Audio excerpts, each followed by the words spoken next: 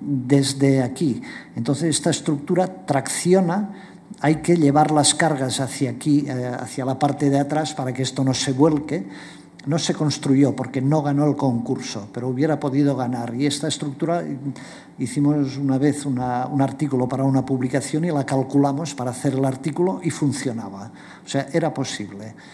Pues bien, la Peters School de Hans Meyer fue una lástima que no se construyera porque es otra de estas obras que hubiera hecho avanzar muchísimo la arquitectura más moderna. Es un alarde de casi 30 metros de voladizo. Y aquí muchísimos niños jugando, no era para estar tranquilos si realmente no hubiera estado muy bien pensada. Y hacemos ahora un salto en dirección hacia Le Corbusier. Pero antes de pasar por Le Corbusier hay que pasar por un muy buen conocedor, un gran arquitecto, muy buen conocedor de las estructuras, que era Auguste Perret. Perret pasa por ser uno de los teóricos más importantes de la construcción estructural. Y esta es la casa de la calle Franklin, en París. Otras obras de Perret, siempre muy atrevidas. La iglesia de Notre Dame de Raincy, bueno, el campanario de la iglesia. Bueno, fue un arquitecto, fijaros esta fábrica de coser, ¿no? Esto era un taller de costura.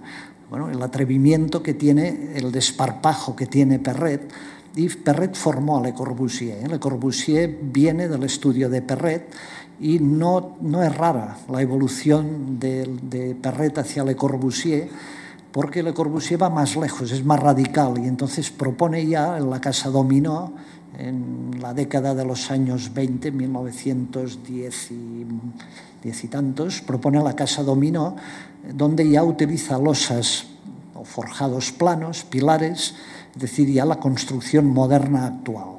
Esto tiene casi 100 años.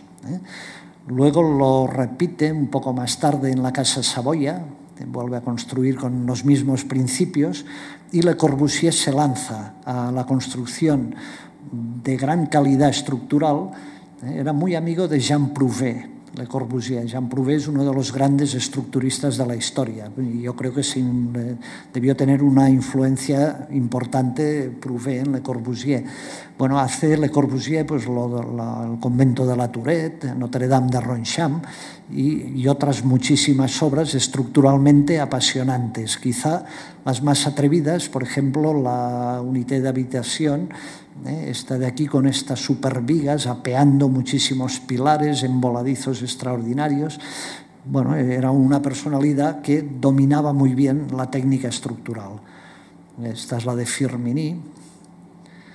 Y llegamos a Jean Prouvé. Jean Prouvé no era ni arquitecto ni era ingeniero, pero como decía Le Corbusier, eran las tres cosas a la vez: arquitecto, ingeniero y constructor. Sí, bueno, voy a acelerar un poco. Prouvé es de los más puros constructores estructurales, con dientes de sierra, muy atrevidos, con casas de aluminio. Utilizó el aluminio, fue de los primeros en utilizar el aluminio como estructura. Hacía unos muebles extraordinarios que eran estructuras a pequeña escala. Recuerdo en un examen haber preguntado cómo funcionaba esta estructura y muchísimos dijeron que era la cubierta de una gran nave y que esto pues era un pórtico que apeaba esta viga, que apeaba este pilar. O sea, confundieron esto con un edificio. Y creo que con razón, puesto que los planteamientos de Prouvé iban en la misma dirección en un caso que en otro. En 1936, lo que había hecho Eiffel hacía 50 años, lo hace Robert Maillard con el pabellón del cemento y construye una estructura laminar de 5 centímetros de espesor, finísima, en Zúrich, en la exposición de Zúrich, para enseñar al mundo lo que se podía hacer con los cascarones, haciendo cascarones. La estructura, Maillard era ingeniero, un gran estructurista, pero esta es una obra, yo creo, muy, muy plástica, muy arquitectónica, que luego, pues el puente que hemos visto antes de Maillard,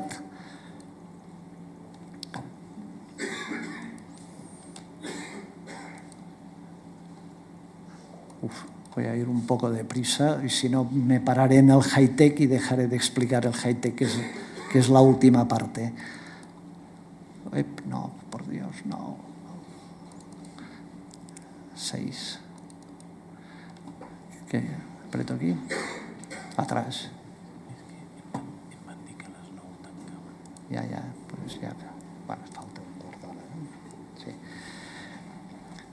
Personalidades importantes en el desarrollo de las estructuras en España. Torroja y luego el que emigró, Candela, la obra de Candela en México.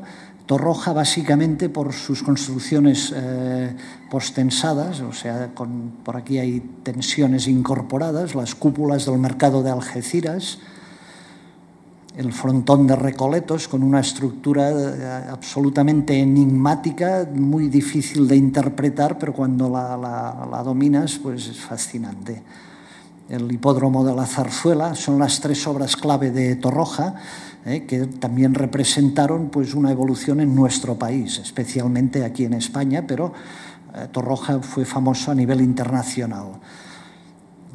En México, Candela con las gasolineras de Foster, que no entiendo cómo Foster ha hecho esto de copiar los IPARs de Félix Candela. Para los Repsol de Foster es la misma geometría.